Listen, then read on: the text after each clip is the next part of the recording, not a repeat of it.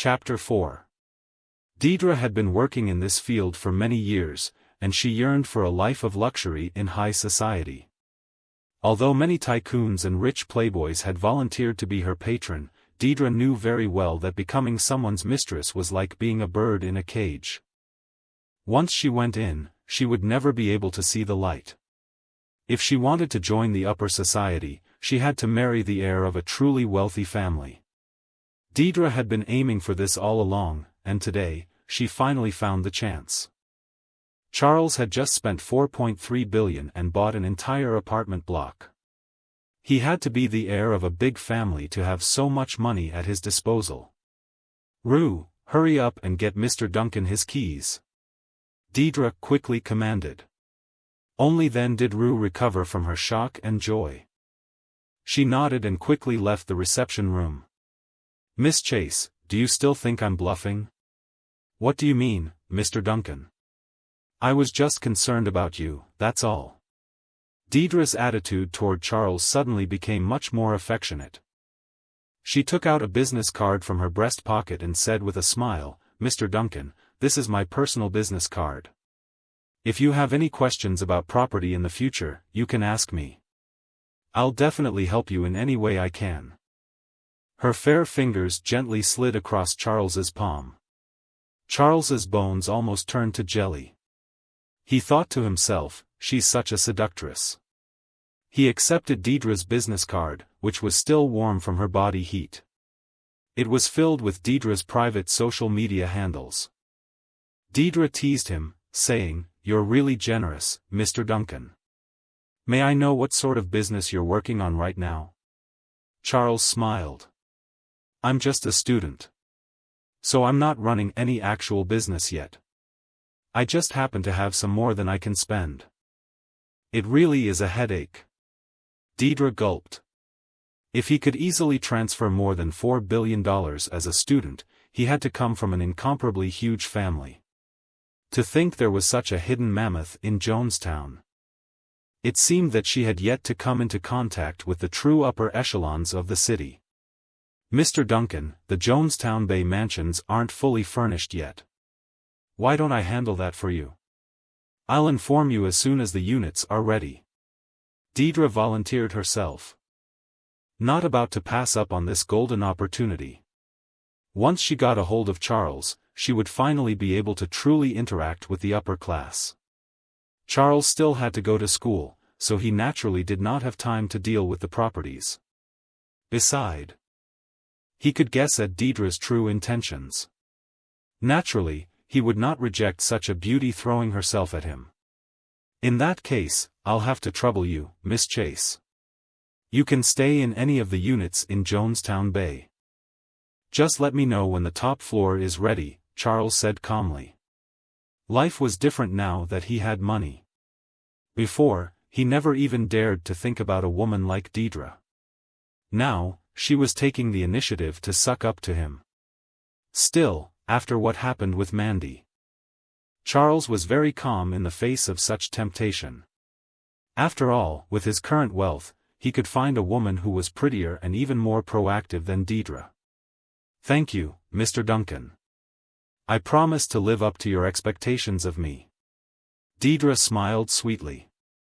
Just as she thought, good things would happen if she just took the initiative.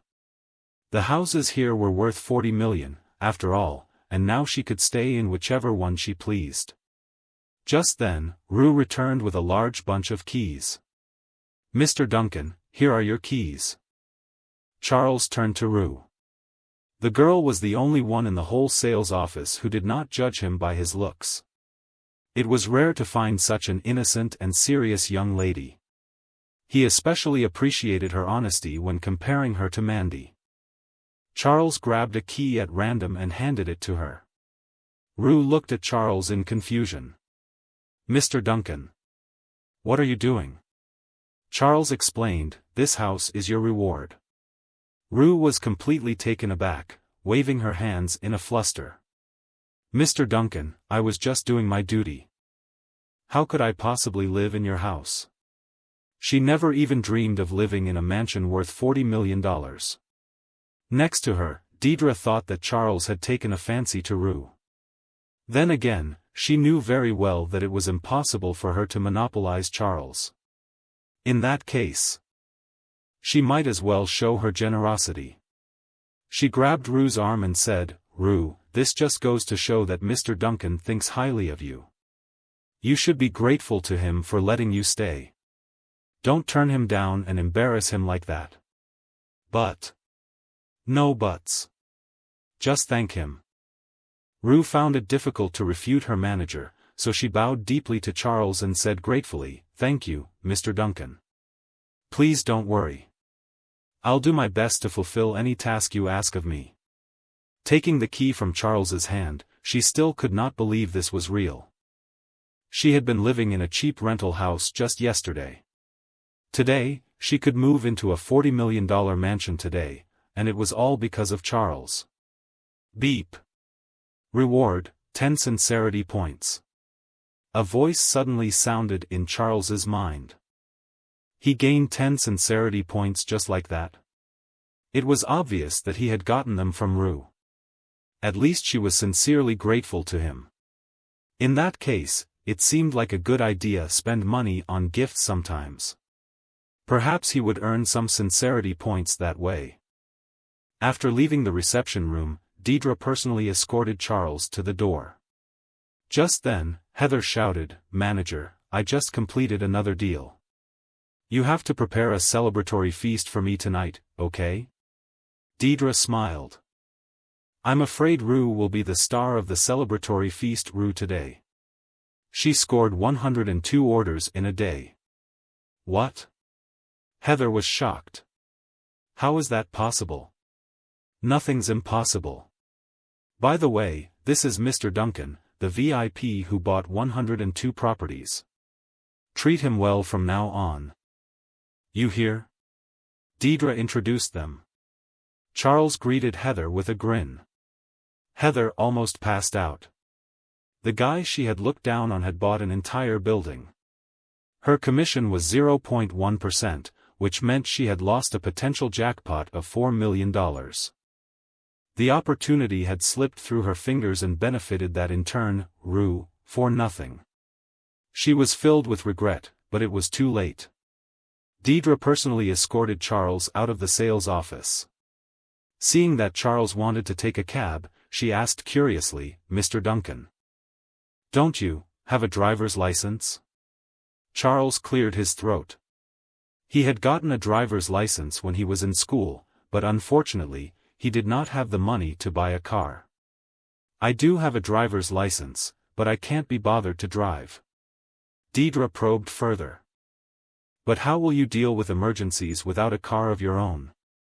For someone like Charles, she did not mind being a chauffeur. Charles nodded. "That's a good point. Would you happen to know anyone who sells planes, Miss Chase?" "You want a plane?" Deidre's lip twitched. "That's right.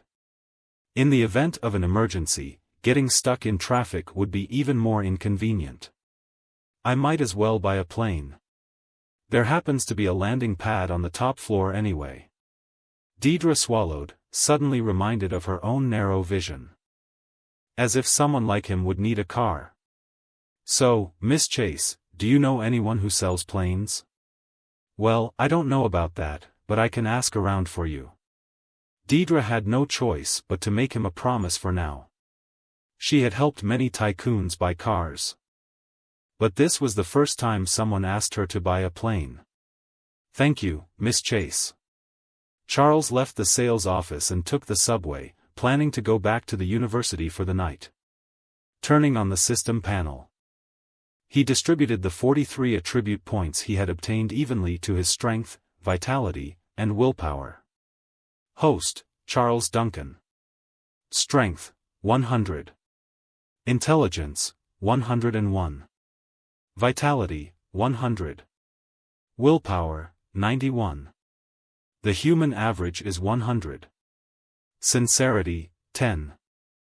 Today's balance, 9,995,699,999,992. Charles felt a warm current flowing through his body, instantly increasing his strength and vitality. The slight improvement in his willpower did not make much difference to Charles. When he took a look at the Sincerity Shop menu, he saw a dazzling variety of items for sale. There were all kinds of medicines, cultivation techniques, and everything in between. Whoa, there's even an immortal cultivation technique? Charles's eyes were burning with excitement as he quickly clicked on the 9 Revolutions Technique Manual. Holy fuck, it costs 1,800 sincerity points. How long will it take to save up at this rate? The Sincerity Shop was tempting, but none of the items came cheap. Charles sighed. Looks like I'll have to take it slowly. But at least I have something to aim for now.